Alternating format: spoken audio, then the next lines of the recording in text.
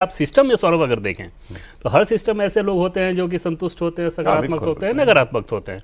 जो नकारात्मक होते हैं वो कुछ तरह की चीज़ें मैसेज पहुंचाते रहते हैं। दूसरी चीज़ की साइकोफेंसी का एक बहुत बड़ा हथियार होता है पॉलिटिकल कॉरिडोर में।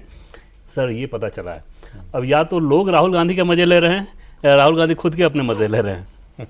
वो साइकोफेंसी में खूब होता है। जैसे आपने देखा होगा कि कई बार आरोप नेता ऐसे लगाए जाते हैं कि जैसे पवन खेड़ा ने जो असम के मुख्यमंत्री पर आरोप लगाया, इसी साइकोफेंसी के तहत किसी ने उनको पकड़ा दिया। साहब ये पता चला है, ये पता चला है, ये पता चला है। किसी ऑफिसर का नाम ऐसा तो है नहीं किसी बच्चे ने उनको दिया होगा, तो किसी हवाले के तहत कर दिया गया, उन्होंने कर दिया। बाद में जब एफआईआर हुआ तब समझ में आता है।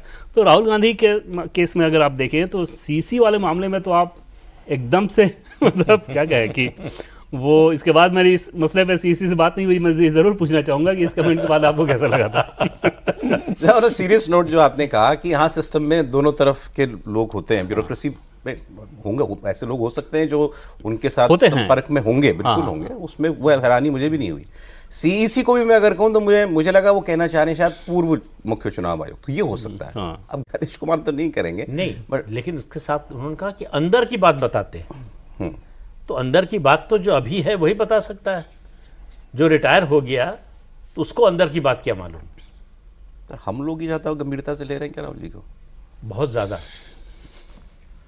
मतलब ये उनका मामला वैसा ही है जैसे चाट खाने जाए ना तो फीका लग रहा है तो मिर्च मसाला बढ़ा देता है, फिर आपने शिकायत की फिर बढ़ा दिया, तो वो हर बार अपने बयान में कुछ चीज बढ़ा देते। विद्रोह हो रहा है सरकार में। अच्छा, विद्रोह कहीं देखना तो चाहिए भाई।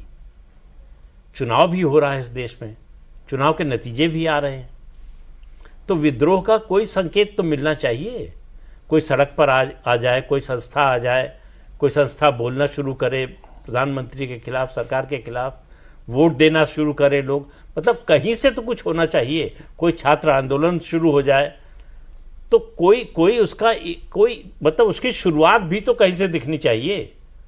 आप जो कह रहे हैं इसका मतलब है आप सपना देखते हैं और सवेरे उसका प्रसारण करते हैं।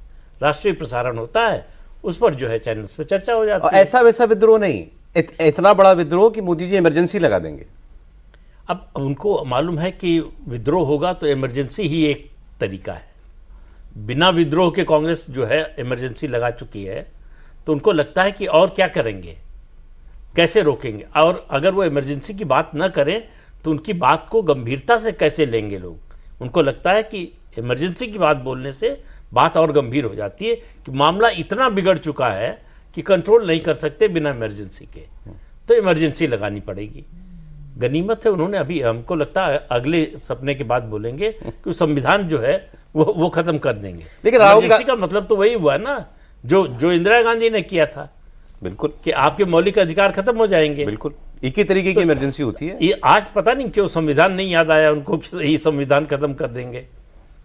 तो वो कुछ भी बोल सकते हैं, उसकी छूट उनको मिली हुई। आज एक ज्ञानी आदमी से मैं यही बात कर रहा था सर, तो ये इमरजेंसी वाली बात, तो उन्होंने एक बात बताई वो सोचने वाली थी। उन्होंने कहा कि इंदिरा गांधी ने जिस क्लॉज को की बिना पर लगाया इमरजेंसी लगाई थी, इंटरनल डिस्टर्बेंस, आर्टिकल 352 कॉन्स्टिट्यूशन, मतलब war, external disturbance, internal disturbance, financial disturbance पर भी लगता है। तो ये उस समय वो अमेंडमेंट हो गया यस, तीन ही पैरामीटर थे, उसमें से उन्होंने इंटरनल डिस्टर्बेंस चुन के लगा दी थी।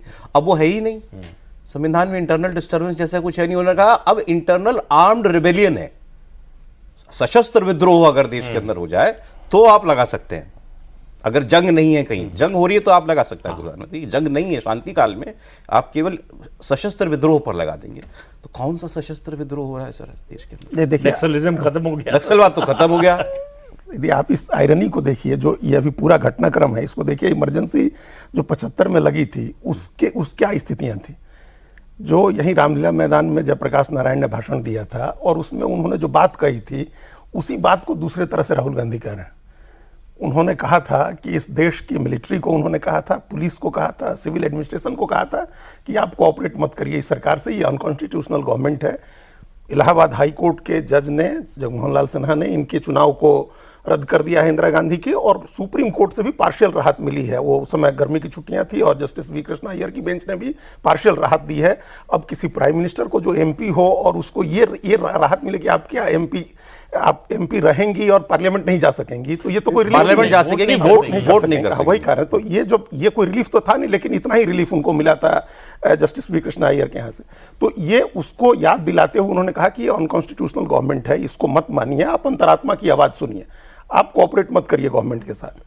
उसके बाद तब इंदिरा गांधी ने कहा कि ये उकसा रहे हैं मिलिट्री को और पुलिस को और सिविल एडमिनिस्ट्रेशन को रिवोल्ट करने के लिए, और इसलिए उन्होंने कहा कि अब हम इमरजेंसी लगा देंगे।